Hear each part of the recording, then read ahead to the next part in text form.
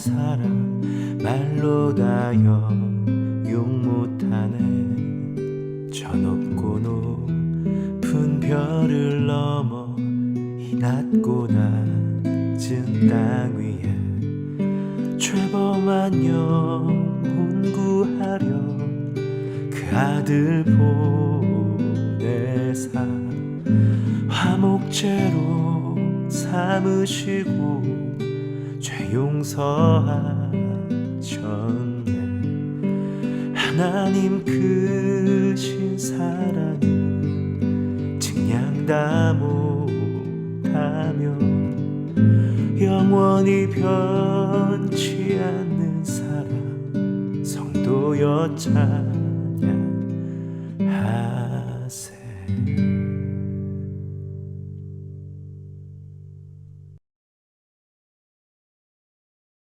네, 여러분 안녕하세요. 오늘은 성금요일 그리고 영상으로는 5번째 만나는 날입니다.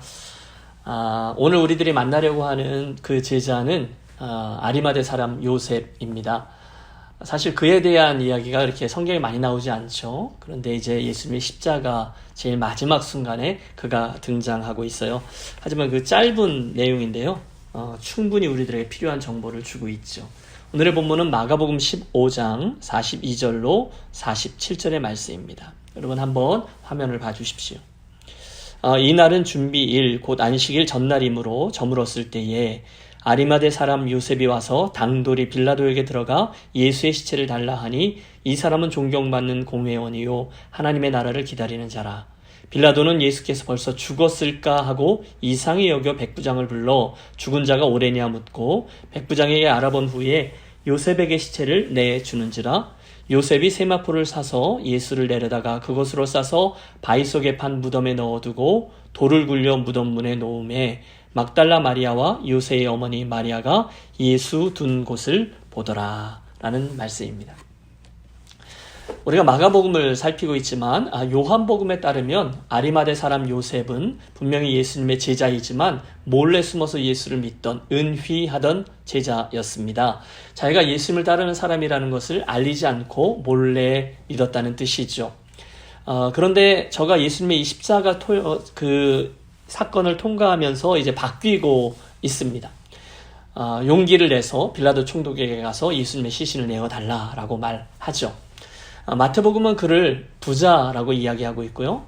마가복음은 오늘 본문에서 보셨듯이 존귀한 공회원, 그리고 하나님의 나라를 기다리는 자라고 소개합니다. 그리고 마지막으로 누가복음을 보면 그는 아주 선하고 의로운 자다라는 기록이 나오고 있습니다. 그러고 보면 이 모든 내용들을 종합해 보면 그에 대한 그림이 나오고 있죠. 우선 그는 존귀한 공회원, 국회의원 같은 사람이고 부자였습니다. 또 집안도 아리마대 사람으로서 그 아리마대라는 지역에서 굉장한 지역의 유지였고요. 백성의 장로였습니다. 여러분 그 사내들인 공회원 그랬는데 사내들인 공회는 이스라엘 사람들 중에 71명의 리더들로 구성된 공회입니다. 최고 리더들이죠. 대제사장들, 또 서기관들, 그리고 랍비들, 장로들 이런 이들 가운데 선출된 최고 모임입니다. 거기다가 성경은 그를 하나님의 나라를 기다리고 있는 선하고 의로운 자다라는 표현까지 쓰고 있어요. 다 갖추었어요. 인간적으로 보면 굉장히 잘난 사람이에요. 그런데 놀라운 건 그가 예수님의 제자였다는 사실이죠. 흔한 이야기가 아닙니다. 자, 아리마대 사람 요셉의 이야기가 시작됩니다. 그는 분명 예수님의 제자 맞아요. 그런데 그의 그 특별한 형편 때문에 그 사실을 숨기면서 예수님을 쫓았습니다. 그런데 갑자기 예수님이 십자가에서 죽으셨어요. 그때 갑자기 변해서 당당하게 빌라도에게 가고 그 다른 사람들에게도 자기가 예수 믿는 사람이라는 것이 다 드러나도 나는 상관없다라고 말하면서 예수님의 장례 위헌장 역할을 감당합니다. 그렇다면 거기에 뭔 일이 일어나는 거죠? 글쎄요. 맨 처음부터 그가 예수님의 제자라는 사실을 당당히 밝히지 않았던 이유들은 충분히 추측할 수 있습니다. 그 당시 사회 분위기가 그걸 허락하지 않았기 때문일 거예요. 그 당시 유대인들, 특별히 사내들인 공회원들은 갈릴리 출신에 있었던 그 젊은 랍비가 모든 이스라엘 백성들을 구원하기 위한 하나님의 아들이다, 메시아다라는 사실을 받아들일 수가 없었습니다. 아니 실제로 그들이 그 예수님을 없애기 위해 죽이기 위해서 모의를 꾸몄던 사람들이죠. 그랬던 상황 속에서 그들 멤버 중에 하나였던 그가 예수님의 제자가 되었다라는 사실, 이건 정말 충격적인 사실입니다. 만약에 그게 드러나면 요셉은 틀림없이 그 회에서 쫓겨날 것이고 이스라엘 사회에서 매장당할 것이 틀림없었어요. 그 요셉하고 비슷한 처지에 있었던 이가 있죠. 우리가 잘 아는 요한복음 3장에 나오는 니고데모라는 사람이었습니다. 그도 똑같아요. 공회원이었고요. 사람들의 존경받는 사람이었어요. 그리고 숨기면서 예수님을 따르는 거죠. 물론 여러분, 저와 여러분은 이런 개인주의가 팽배해 있는 이 미국에서 살고 있기 때문에 그게 뭐 어때? 당당하게 하지. 뭐 이렇게 얘기할 수 있을지 모르겠지만 오늘날도 세계 곳곳에 보면 아직도 공동체가 살아있고 마을이 살아있고 또 가문이 살아있고 그 지역사회가 살아있는 곳이 많이 있습니다. 여러분, 가끔 무슨 첩보 영화나 뭐 그런 영화들 보면 왜 서구 사회에 사는 어떤 이들이 문제를 해결하기 위해서 그런 공동체가 살아있는 그 아시아나 또는 뭐 아프리카에 있는 어떤 그 마을에 들어가잖아요. 그리고 경찰들을 동원해서 뭐 그것들을 해결하려고 그러지만 전혀 해결하지 못합니다. 그러다가 우연히 그 마을의 촌장, 공동체의 대장이죠. 한국으로 말하면 이장 같은 사람을 찾아가 보면 이미 그 사람들은 다 누가 무슨 일을 범했는지 다 알고 있어요. 범인들도 다 알아요. 그게 공동체라는 거죠. 서로 다 아는 거예요. 그런 곳에서 가족이나 사회가 반하는 어떤 것을 선택해서 오늘 예를 들면 예수님을 따라간다. 이건 불가능한 일입니다. 그래서 이 아리마대 사람 요셉도 그리고 이 니고데모도 대놓고 예수님을 따르지 못했다는 거죠. 그래서 성경에 나오는 은휘하더니 몰래 예수님을 따르는 일이 진행되었던 거죠. 자, 그랬던 저가 한순간 더 이상 자기의 정체를 숨길 수 없는 상황이 옵니다. 그게 바로 십자가 사건이죠. 그들을 생각해 보세요. 그들은 이러다가 그만 예수님이 십자가에 못 박혀 죽는 장면을 목도하게 된 겁니다. 공회 앞에서 사람들에게 그 매를 맞고 십자가로 끌려가고 또 이걸 어떻게 하지? 이러는 상황에 이미 예수님께서 십자가에서 못 박혀서 돌아가신 거예요. 마지막 순간을 보았죠. 엘리 엘리 라마 사막다니. 우리 이미 살폈습니다. 나의 하나님 나의 하나님 어찌하여 나를 버리시나이까. 절규하며 그분의 목숨이 끊어져 버렸습니다. 그 순간에 이 요셉의 정신이 돌아온 거예요. 가만히 있어봐, 내가 뭘 한 거야. 가만히 있어봐, 지금 내가 무슨 일이 일어나도록 놔둔 거야. 정신을 차려보니 여러분, 기가 막히죠. 예수님은 이미 고통 가운데 비명행사하셨습니다.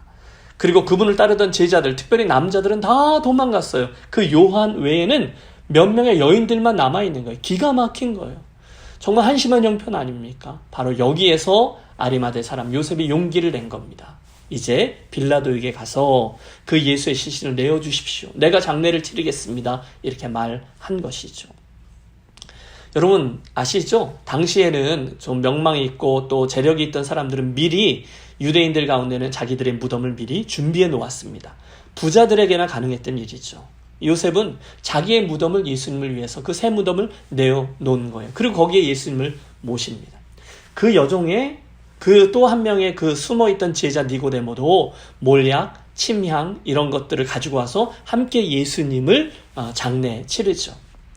온 우주의 창조자이신 예수님, 우리들의 구원자이신 예수님, 그분이 그렇게 쓸쓸함 가운데 몇몇 여인들과 요셉과 니고데모의 손에 무덤 속으로 모셔드려집니다.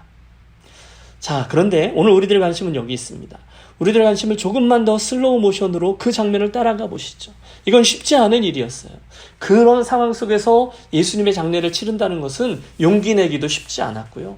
또 특별히 그 예수님의 그 마지막 기록들을 보면 그 예수님이 돌아가시고 예수님을 장례를 치러서 무덤에 넣은 이 시간이 굉장히 짧은 시간이었어요.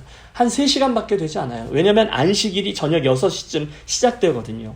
그런데 예수님이 오후 3시쯤에 운명하셨어요. 그러니까 이 요셉이라는 사람이 그 예수님을 안식일이 시작되기 전에 다 모셔야 되기 때문에 너무너무 빨리 움직인 거죠. 막 내려가서 빌라도에게 가서 시신을 내어달라고 허락을 받은 후에 사람들을 모으고 또 그 장례의 물품들을 가지고 다시 그 갈보리 언덕 위로 간 거예요. 그 시신을 수습한 거예요. 그리고 세마포 옷을 입고 뭐 약을 바르고 그리고 나서 그 짧은 순간에 그 예수님을 자기의 무덤에 안치합니다. 여러분, 그는 젊은 사람이 아니었어요. 또 거기에다 그는 채통을 지켜야 되는 사람인데 부지런히 움직였던 거죠. 땀을 뻘뻘 흘렸던 거죠. 그러는 상황에 중요한 건 이거죠. 주변에 있던 사람들이 이렇게 알게 된 거예요. 저 요셉 이제 보니 예수의 추종자였구먼. 여러분, 이게 다 드러나게 된 겁니다. 하지만 요셉은 더 이상 아랑곳하지 않습니다. 아니, 이제야 그는 자기가 해야 될 일을 했다라고 생각하게 된 거죠. 그러면서 행동으로 외치는 거예요. 나는 예수를 따르는 사람이다. 물론 여러분, 이 모든 이야기를 들으면서 우리 중에 누군가는 비판할지 모릅니다. 이제서 나타났구먼 이라고 말입니다. 이제 예수님의 시체나 처리하고 있구먼, 너무 늦었어 라고 우리는 그렇게 이야기하기에 쉬워요. 그런데 그 순간에 예수님은 이렇게 말씀하신다는 거예요. 너무 늦었다고? 누가 그래? 라고 말입니다. 사실 우리도 종종 그럴 때가 있습니다. 너무 늦은 것 같을 때 말입니다. 나도 알아요. 내가 한 박자 늦었네. 혹시 이거 너무 늦은 거 아니야? 물론 이유는 많습니다. 저와 여러분에게 이러저러한 불편함 때문에 그럴 수도 있고요.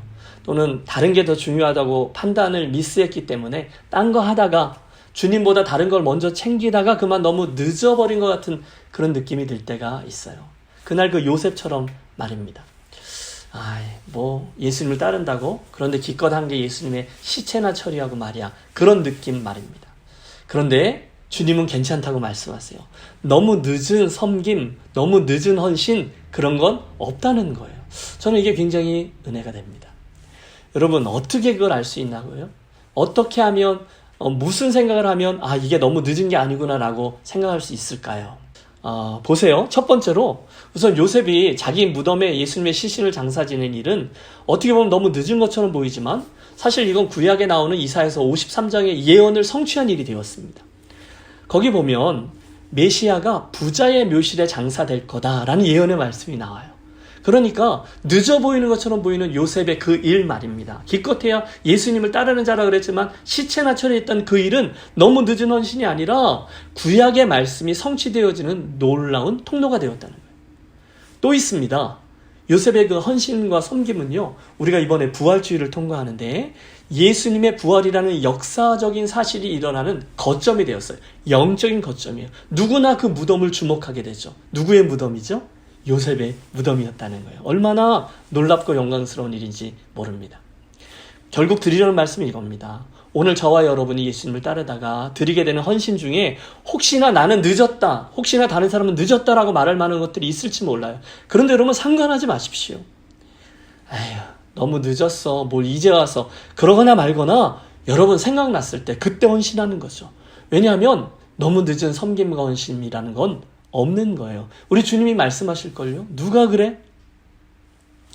여러분, 그 마지막 순간에 어떤 이들은 손가락질 했을 겁니다. 그러나 예수님은 아무 상관하지 않아요. 우리는 이제 그 주님을 장사 지냈던 요셉의 그 놀라운 일이 얼마나 귀한 일이었는지를 다 알고 있어요. 그 섬김, 요셉의 그 드림, 자기의 무덤을 내놓음, 이 모든 것들을 주님께서는 정말로 존귀한 일로 사용해 주셨다는 거죠. 자, 오늘 우리들의 얘기를 해보시죠. 여러분, 혹시 오늘 다른 사람의 눈 때문에 또는 다른 사람들의 프레셔 때문에 예수님을 내 욕심만큼 잘 섬기지 못하고 그렇게 계시지는 않습니까? 가족들 때문에, 또는 사내들인 공회나 이스라엘 사회 속에 있는 분위기 때문에, 또는 교회 안에 형성되어 있는 이러저러한 컨디션 때문에 내 욕심만큼 마음껏 주님을 섬기지 못하고 그 요셉처럼 은휘하며 좀 늦게 조용히 아니면 들키지 않게 그렇게 예수 믿으며 가고 계신 분 아니 계십니까? 너무 늦어버렸어. 내가 뭘 이제야 새삼스레 그렇게 내 인생에 별로 기대하지도 않고 내 신앙생활에 대단한 것을 꿈꾸지도 않으면서 걸어가고 계신 분 계십니까? 이제 다 됐는데 여러분이 틀리신 거예요. 결코 늦은 헌신은 없습니다. 한번 따라해 보실까요? 요셉, 너무 늦은 섬김은 없다. 너무 늦은 헌신은 없다. 그렇습니다, 여러분. 이 성금요일 저녁에 이제라도 우리 함께 주님을 더 인정하겠습니다. 글쎄요, 그 마지막 순간 다른 제자들 다 떠나고 그 쓸쓸한 석양에 홀로 남겨져 있는 스산한 십자가 밑에 너무 늦은 것 같다라고 생각하는 그 시간에도 여러분, 우리 함께 결단하겠습니다. 내가 주님 더 사랑해야지, 누가 뭐라 그러든 나는 더 열심히 해야지, 그리고 니고데모처럼, 요셉처럼 이제라도 그분을 향한 여러분의 사랑과 헌신을 표현하십시오. 그분의 시신을 수습하고 나에게 있는 그 무덤을 내어놓고 또 주님, 제가 이렇게 주님을 섬기겠습니다 라고 고백하십시오. 너무 늦은 것처럼 느끼시는 분 계세요? 아니요. 지금이라도 고백하세요. 주님, 제가 주님의 제자이잖아요. 제가 더 주님 사랑하겠습니다. 주님, 제 마음과 저희 섬김을 받아주십시오. 결코 늦지 않았습니다. 제 말을 믿으십시오. 왜냐하면 그때 드려진 우리들의 사랑과 헌신은 하나도 빼놓지 않고 주님에게 의해서 선한 도구로 사용될 것이기 때문입니다. 혹시 오늘 인생이 이러저러한 이유 때문에 내가 예수님을 믿는 사람이라는 것을 잘 드러내지 않고 계신 분이 있다면, 밥벌이 때문에 또는 주변의 친구들 때문에, 이러한 형편 때문에 내가 예수님을 따르는 제자임을 아주 대놓고 드러내지 못하면서 소극적으로 예수 믿고 가고 계신 분이 계시다면 오늘 요셉의 이야기를 들으면서 용기를 내시기 바랍니다. 그래요, 나도 실은 예수님을 따르는 사람이었습니다. 여러분, 자신 있게 그 이야기를 하시고 그렇게 살아가십시오. 그때 우리가 보기에는 다시 거듭 말씀드립니다. 혹시 좀 늦은 헌신처럼 보이고 좀 뒤늦은 고백처럼 보인다 할지라도 주님은 그것을 놀라운 당신의 도구로 삼아주실 것입니다. 누가 그래? 우리 주님이 그렇게 말씀하세요. 너무 늦은 섬김, 너무 늦은 헌신은 없는 거예요. 바라기는 오늘 성금요일 저녁인데요. 우리 함께 그 요셉의 이야기를 생각하며 우리들의 새롭게 주어지는 이 인생의 기회 동안에 너무 늦은 건 없다라는 것을 생각하시고 새롭게 출발하시는 복된 저녁과 새 출발선이 되시기를 주님의 이름으로 축복합니다. 우리 한번 기도하겠습니다. 주님, 오늘 그 아리마대 사람 요셉의 이야기를 들으면서 마치 내 이야기처럼 듣는 이들이 있습니다. 하나님, 저도 나의 오늘의 헌신이 이거 얼마나 되겠어 라고 생각하며 너무 늦은 것 같아 라고 생각하는 그런 때가 종종 있었음을 고백합니다. 그러나 오늘 그 니고데모나 그리고 오늘 그 아리마대 사람 요셉이나 좀 늦은 나이에 좀 늦은 시간에 은휘하던 것을 내려놓고 주님을 따르는 제자로 나섰던 것처럼 오늘 우리도 과감히 그렇게 섬김과 헌신의 길을 떠나게 하시고 그것이 주님에게 의해서 존귀하게 사용되어지는 우리들의 남은 인생과 섬김과 헌신이 되게 해 주시옵소서. 존귀하신 주 예수 그리스도의 이름으로 기도하옵나이다. 아멘. 감사합니다. 오늘은 금요일이라 여러분 이미 받으셨으리라고 생각하는데요. 주보와 함께 보내드린 성금요일 그 애찬식 순서지 한번 좀 봐주시겠어요? 그리고 이거 가지고 여러분 가족들과 함께 우리 작지만 그러나 정성스럽게 애찬의 의미를 좀 나누면서 우리 이 식을 좀 진행하고요. 아빠나 엄마가 좀 하셨으면 좋겠어요. 그리고 혹시나 홀로 계신 분들은 주님과 두 분이서 하십시오. 이 순서대로 읽어 내려가며 우리 주님의 그 잔과 주님의 떡을 좀 나누고 같이 기도하도록 하겠습니다. 그리고 나서 가족들 많이 사랑해 주시고 축복해 주시기를 바라고요. 특별히 이제 내일이 이제 마지막 시간이네요. 십자가의 의미를 좀 함께 묵상하려고 하는데요. 오늘 이 애찬식 잘 하고 마치시고요. 내일 저녁에 우리 마지막으로 8시 반에 우리 유종의 미를 거두며 만나보도록 하겠습니다. 오늘도 여러분 감사했습니다.